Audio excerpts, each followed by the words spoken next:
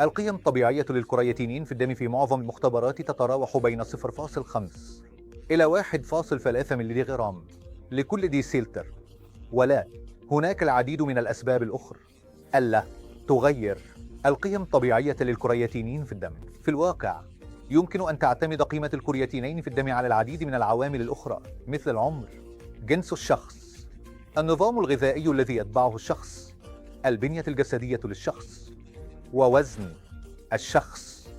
أيضاً يمكن لبعض الأدوية أن تتداخل مع الاختبار. المختبر الذي يستخدم طريقة معينة لاختبار الكرياتينين يمكن أن يظهر أيضاً بعض التفاوت في القيم الطبيعية للكرياتينين. العوامل الأخرى مثل الطول، الوزن، كتلة العضلة، العمر، الجنس، والمختبر الذي تقوم فيه بالاختبار يمكن أن تتداخل أو تؤثر على القيمة الطبيعية للكرياتينين في الدم.